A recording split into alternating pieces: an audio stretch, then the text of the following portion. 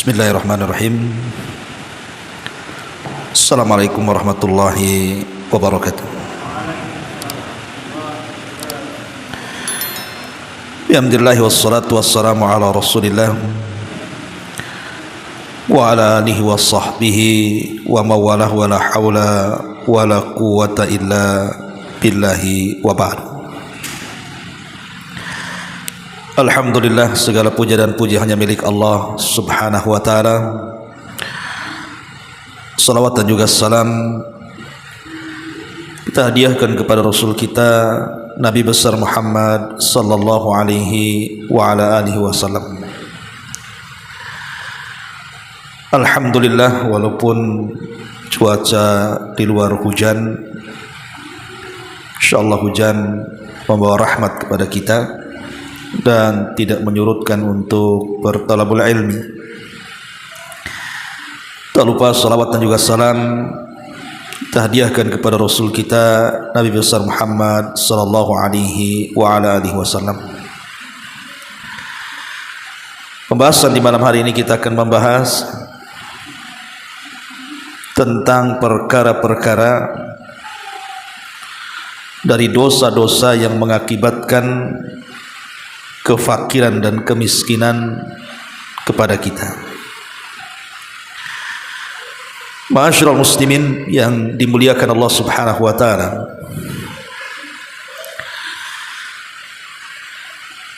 di dalam surah Al-Qasas,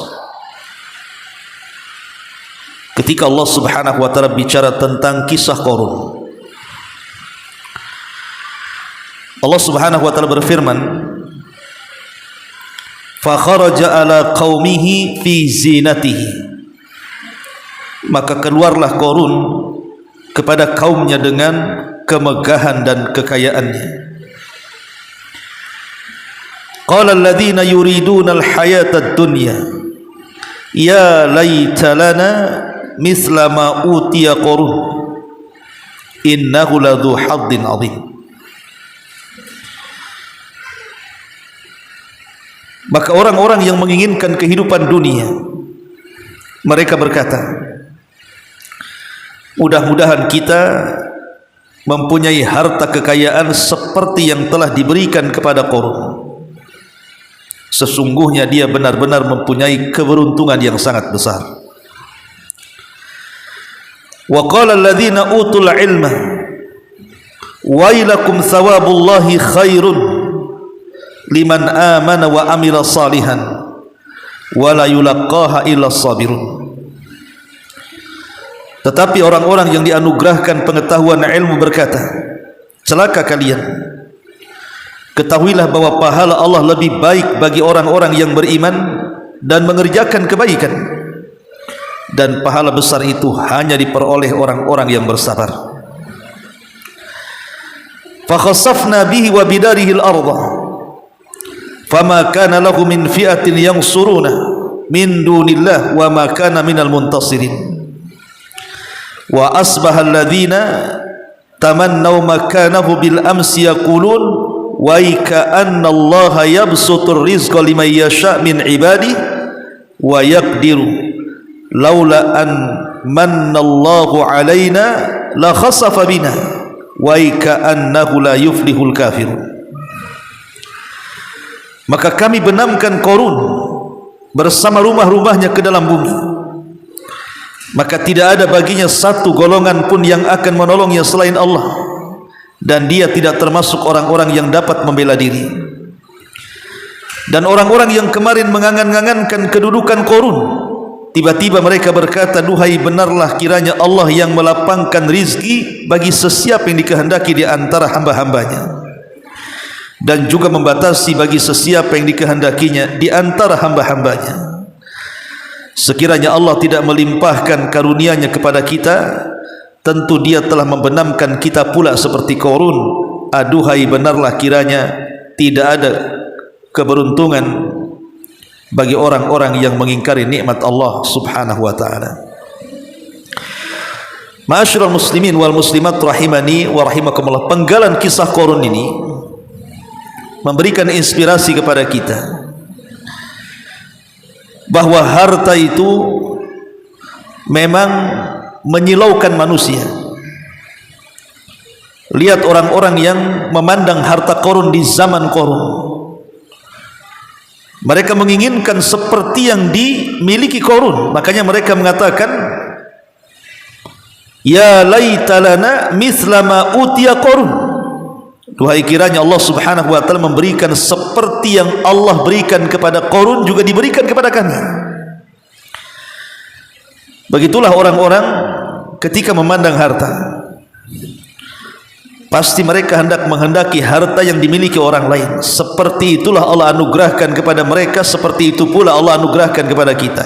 Itu maunya manusia seperti itu. Kalau yang dikejar hanya kehidupan dunia. Tapi lihat orang-orang yang diberikan pengetahuan ilmu agama, justru sebaliknya, dan mengatakan, wailakum thawabullahi khairun. Celaka kalian, pahala Allah itu jauh lebih baik. Liman amana wa amila salihah, bagi orang-orang yang beriman dengan hari akhir dan mengerjakan kebaikan. Wala yulaqqaha illa sabirun, dan pahala yang besar itu tidak diperoleh kecuali orang-orang yang sabar. Ma'asyiral muslimin yang dimuliakan Allah Subhanahu wa taala, dari sini kita tahu bahwa tabiat manusia, ada orang-orang itu yang diberikan harta kekayaan banyak hartanya, bahkan kita katakan cukup hartanya, tetapi merasa miskin hidupnya. Jadi ada orang-orang yang diberikan kekayaan melimpah tetapi merasa miskin hidupnya. Kenapa? Karena tidak ada sifat ta'affuf, iffah, merasa cukup dengan pemberian Allah Subhanahu wa taala dan tidak meminta-minta kepada orang. Kebanyakan orang-orang kaya yang mereka miskin itu karena mereka masih memandang harta yang lainnya, rupanya yang lain jauh lebih kaya dibandingkan dirinya. Ataupun mungkin dia ingin memperkaya dirinya dengan cara culas. Boleh jadi mungkin dia berbisnis dan di dalamnya penuh dengan kecurangan, padahal kekayaan sudah banyak tuh. Maka orang yang seperti ini walaupun kaya tetap dianggap miskin, karena dia tidak pernah merasa cukup dengan pemberian Allah Subhanahu wa taala. Ma'asyiral muslimin yang dimuliakan Allah Azza wa Jalla, yang ingin saya jelaskan di malam hari ini adalah ada beberapa dosa yang akan mengakibatkan terhalangnya rizki Allah Subhanahu wa taala. Boleh jadi kita akan menjadi miskin setelah Allah berikan kekayaan kepada kita. Dosa apa saja itu? Yang pertama, kita tahu bahwa secara umum setiap dosa itu menghalangi rezeki. Secara umum setiap dosa itu menghalangi rezeki, dan itu berdasarkan sabda Nabi SAW, innar rajul la yuhramur rizqu bidzambi yusibuhu. Sesungguhnya seseorang itu diharamkan rizki padanya disebabkan dosa yang dilakukannya. Jadi dosa apapun secara umum adalah bisa menjadikan rizki Allah Subhanahu wa taala terhalang kepadanya. Ini secara umum. Adapun secara khusus, di antara dosa-dosa yang mengakibatkan kefakiran itu, pertama riba. Karena itu berdasarkan firman Allah Subhanahu wa taala, yamhaqullahu riba wa yurbis sadaqat. Allah Subhanahu wa taala akan menghilangkan keberkahan harta pada pelaku riba, tetapi Allah Subhanahu wa taala akan mengembangkan harta pada pelaku sedekah. Yamhaqullahu riba wa yurbis sadaqat. Lihat di dunia ini banyak negara-negara tumbang ekonominya itu disebabkan karena riba. Banyak sekali negara-negara yang tumbang terlilit dengan hutang luar negeri, untuk membayar bunganya saja kesulitan, apalagi pokoknya. Belakangan akhirnya kolab negara tersebut. Itu skala besar negara.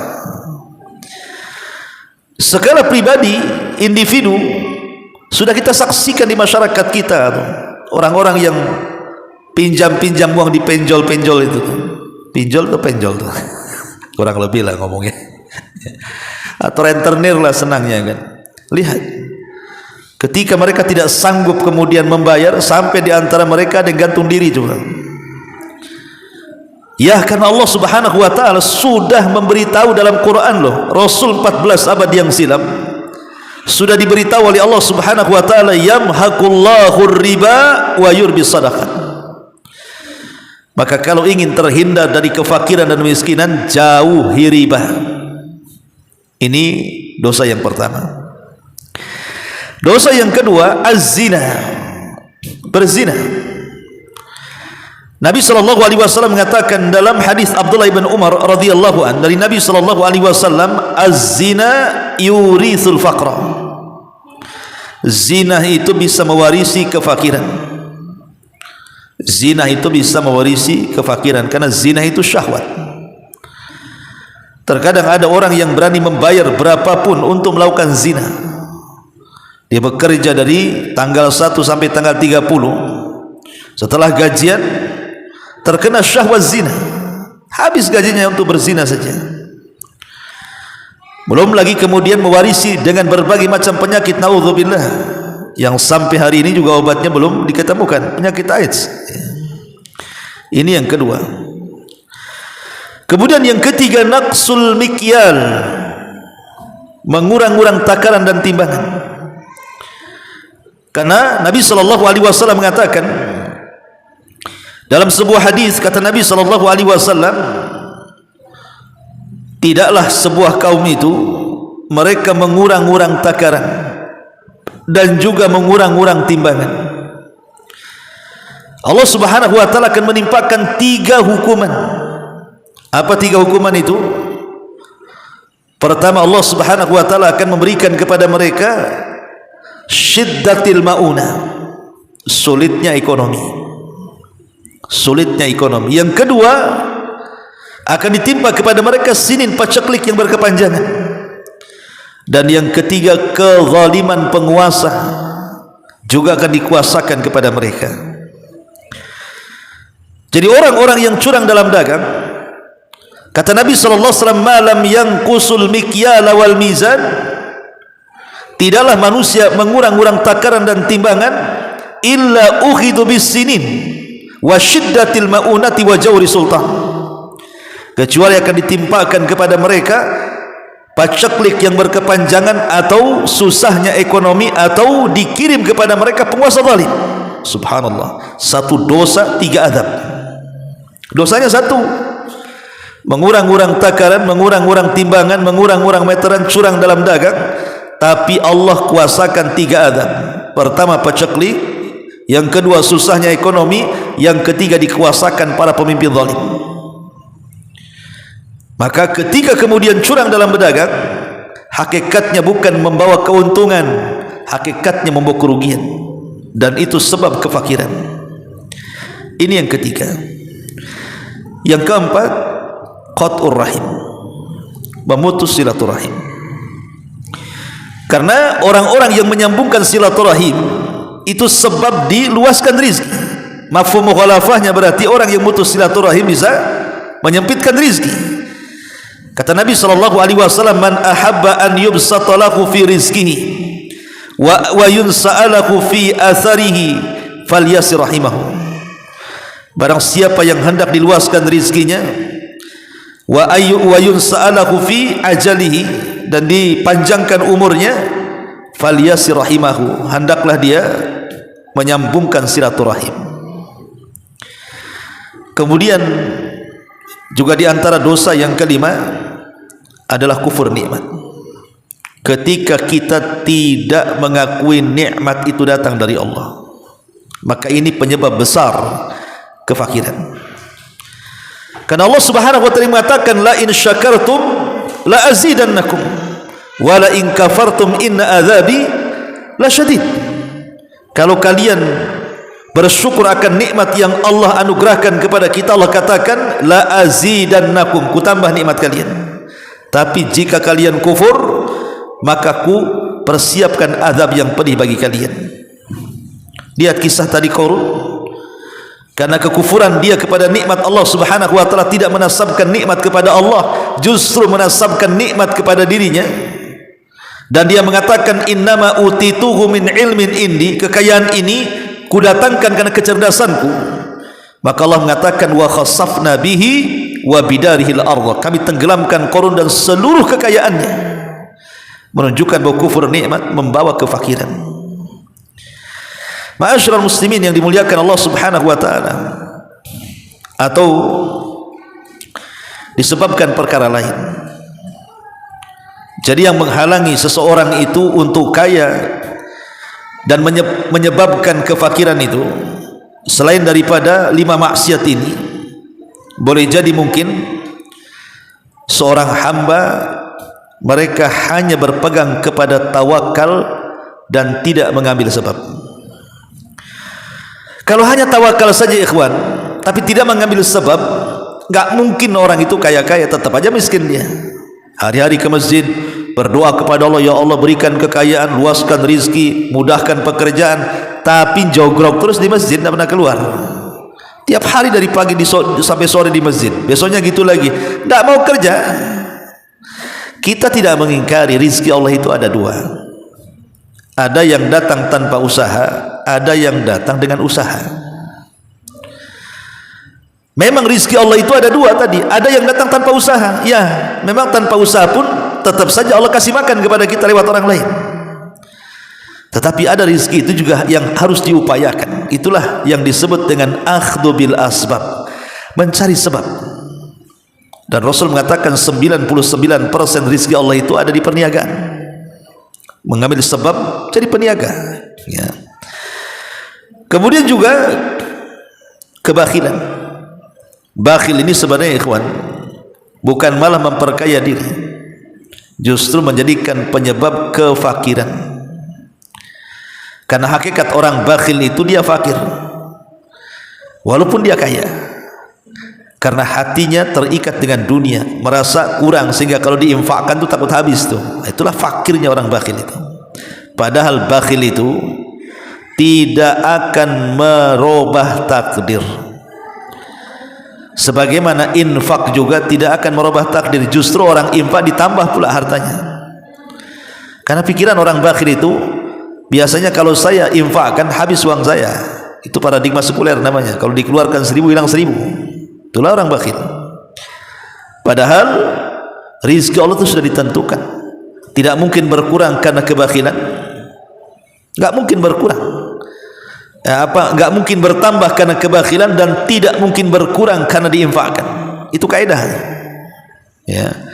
Jadi harta itu tidak mungkin berkurang karena infak dan tidak mungkin bertambah karena bakhil. Kenapa? Karena sudah ditakdirkan Allah. Mau bakhil, mau medit, mau kikir, mau apa saja loh, kalau takdirnya segitu ya segitu, saya tidak mungkin nambah juga. Tapi sebaliknya orang infak itu, Rasul mengatakan ma naqasa min mali shadaqah, tidak mungkin harta yang disedekahkan itu berkurang, bal yazdad, bahkan akan bertambah. Termasuk juga at-tahawun fi ba'dil a'mal. Tahawun itu artinya meremehkan pada sebagian amalan-amalan allati tusaf bi annaha syirkun, yang disifati bahwa amalan-amalan itu kalau dilakukan bisa terjerumus kepada kesyirikan, seperti bersumpah kepada selain Allah, menyembelih kepada selain Allah, berkeyakinan di sana ada selain Allah yang mendatangkan manfaat dan madarat, datang ke dukun dan begitu seterusnya. Ini menyebabkan kefakiran. Lihat di negeri kita kan, orang yang ingin kaya datang ke dukun. Sekarang yang kaya dukunnya atau orang yang datang ke dukun? Kan gitu. Dan di negeri kita ini paling banyak kan kasus-kasus dukun-dukun yang katanya bisa menggandakan uang. Bisa menggandakan uang. Sebenarnya yang berganda itu uang dukunnya. Karena makin banyak uang dia dari kita kan, uang kita pula habis tak berganda-ganda. Terakhir pula banyak korban di situ, ditipu oleh pak dukun. Kalau memang dukun itu bisa menggandakan uang, ngapain uang orang digandakan? Uang dia aja digandakan biar kaya. Logikanya nggak masuk. Ya. Ma'asyiral muslimin yang dimuliakan Allah Subhanahu wa taala. Kemudian juga lupa akan karunia Allah Subhanahu wa taala. Lupa akan karunia Allah Subhanahu wa taala sehingga akhirnya dia kurang bersyukur. Tidak qanaah bahasanya ya. Orang kalau qanaah ikhwan, menerima apapun pemberian Allah Subhanahu wa taala, walaupun secara kasat mata dia tidak kaya, hakikatnya dia sudah kaya. Walaupun secara zahir dia mungkin tidak seperti tetangganya, rumahnya bagus, mobilnya bagus, ini bagus, mungkin dia masih ngontrak. Tapi karena qanaah dia, qanaah itu artinya redha dengan pemberian Allah Subhanahu wa taala. Justru orang ini jauh lebih kaya dibandingkan orang kaya. Kenapa? Karena harusnya orang kaya itu tenang hatinya, sudah tidak disibukkan lagi mencari dunia kan. Tapi banyak orang kaya justru tidak tenang hatinya karena hatinya masih disibukkan mencari dunia. Tapi orang-orang yang hidupnya pas-pasan, tetapi karena dia redha dengan pemberian Allah Subhanahu wa taala, merasa lapang hidupnya. Pamannya contoh dia cari nafkah nih, entah jual ini, jual itu, atau jadi ojek atau apalah kan, sudah merasa oh hari ini sudah dapat 300, sudahlah pulang, cukup hari ini. Sayang kalau saya habiskan nanti capek, tidak bisa ibadah, tidak bisa ikut ngaji, kan uang ini sudah cukup untuk 2-3 hari makan umpamanya. Kan hidupnya tenang kayak gitu. Ma'asyiral muslimin yang dimuliakan Allah Subhanahu wa taala. Kemudian juga yang menjadikan kefakiran adalah tarku ba'dil wajibat, meninggalkan sebagian kewajiban, seperti umpamanya meninggalkan salat, sibuk dengan mencari rizki. Justru ketika anda meninggalkan salat dan sibuk mencari rizki, itu bukan makin kaya, justru makin miskin. Kenapa demikian? Karena kita tahu bahwa salat itulah pintu daripada pintu-pintu rizki. Salat itu bukan menghalangi rizki, justru disitulah kuncinya. Kalau ingin dibukakan rizkinya, salat. Karena salat itu artinya silatul abdi wa rabbih, hubungan hamba dengan Rabbnya. Dalam salat itu kita bisa meminta kepada Allah sebanyak-banyaknya rizki dari Allah Subhanahu wa taala. Makanya justru yang meninggalkan kewajiban ini mengakibatkan kefakiran. Termasuk tasahulul abdi fi aqlil malil haram. Bermudah-mudahnya seorang hamba memakan makanan yang diharamkan Allah Subhanahu wa taala. Ma'asyiral muslimin yang dimuliakan Allah Azza wa Jalla, dan banyak lagi tentunya ya dosa-dosa dan perkara-perkara yang bisa menyebabkan seseorang itu terjatuh kepada kemiskinan. Lah salah satunya juga sebagai tambahan adalah ketidakyakinan kita itu dengan rizki Allah. Ketidakyakinan kita dengan rizki Allah. Kalau orang punya keyakinan yang benar tentang rizki Allah Subhanahu wa taala, orang tidak akan mikir tentang masalah rizki. Kenapa? Wa ma min dabatin fil ardi illa 'ala Allah rizquha. Semua binatang yang melata itu sudah ditentukan rizkinya. Dia enggak akan mikir rizkinya. Yang penting saya kerja. Soal rizki dapat seberapa itu urusan Allah Azza wa Jalla. Karena tidak mungkin mentarget. Berapa banyak orang yang mentarget bulan ini harus dapat sekian, ternyata targetnya tidak kecapean. Atau betapa banyak orang-orang yang enggak terpikir targetnya sekian, tahu-tahu melebihi targetnya. Itu semua rizki dari Allah. Lah ini harus ditanamkan keyakinan yang sehat tentang rizki Allah Subhanahu wa taala, supaya kita tidak menjadi fakir, tidak menjadi miskin. Kemudian jangan pernah meninggalkan isti'adzah, berlindung kepada Allah dari kefakiran. Karena fakir ini juga datang dari syaitan. Dan syaitan itu ada di mana-mana, memberikan was-was kepada kita, ya'idukumul faqra wa ya'murukum bil fahsya. Syaitan akan datang menghampiri kita dan mewaswasi kepada kita dengan kefakiran. Makanya kemudian banyak-banyaklah berlindung kepada Allah Subhanahu wa taala dari kefakiran ini. Ma'asyiral muslimin wal muslimat rahimani wa rahimakumullah. Lalu apa yang harus kita lakukan? Ataupun amalan-amalan apa yang bisa menghilangkan kefakiran itu?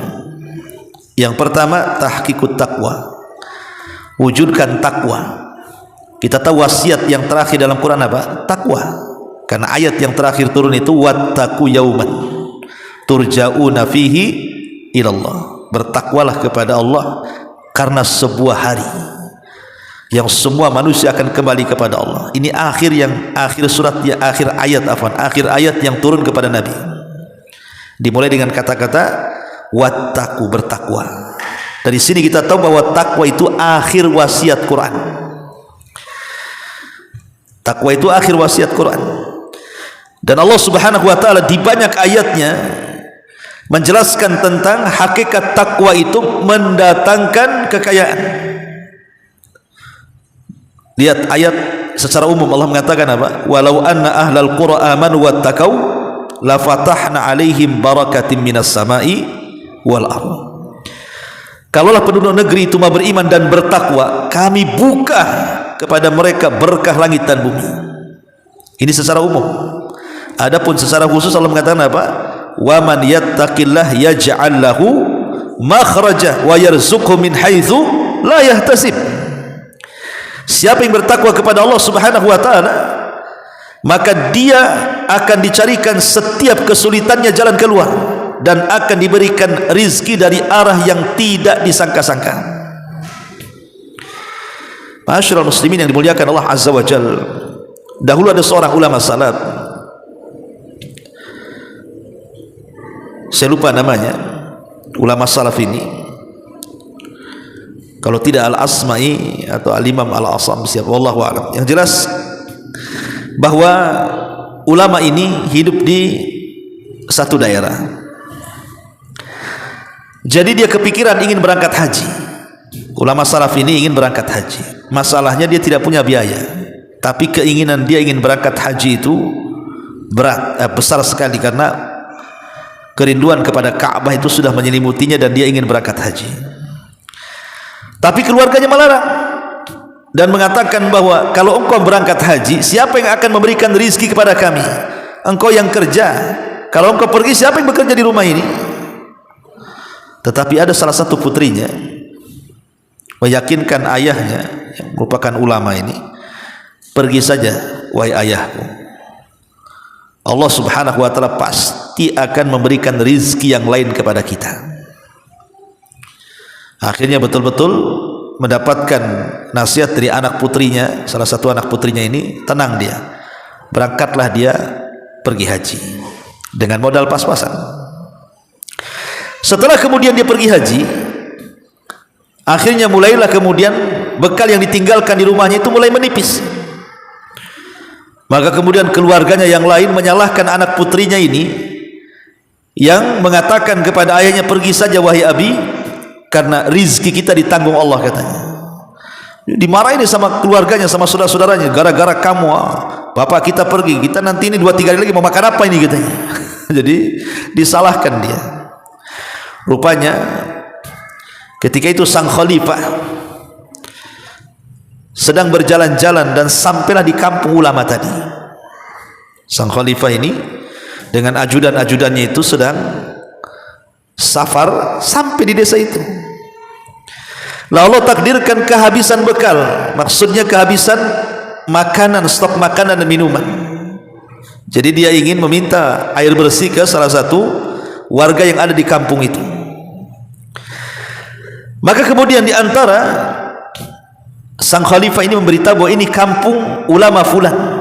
Jadi ulama itu memang terkenal, ya, sampai ke kerajaan gitu kan, yang berangkat haji ini. Maka kata sang khalifah, oh, rupanya dia di sini, katanya. Iya, kalau gitu kita datangi rumahnya, katanya. Akhirnya sang khalifah dengan ajudannya mendatangi rumahnya. Rupanya keluarganya menceritakan bahwa sang ulama sedang pergi haji.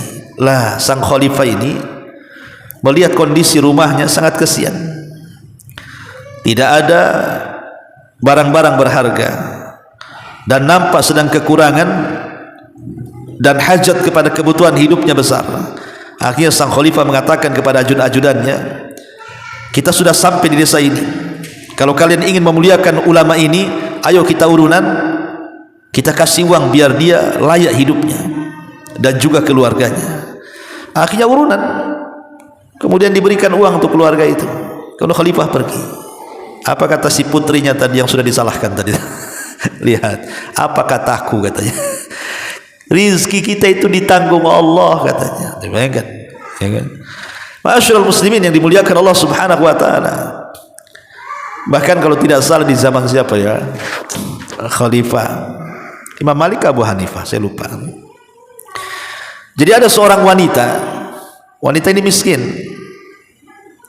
Kerjanya ya membuat pintalan itu, menenun ya. Jadi kadang 3 hari baru selesai menenun itu. Nanti dijual murah, paling bisa untuk 1, 2, 3 hari aja dia makan. Sehingga dia harus menenun setiap hari, kalau tidak makan. Jadi satu hari dia sedang menenun dan hampir selesai, siap dijual tuh tenunannya itu. Allah takdirkan ketika dijemur tenunannya itu, datang burung besar.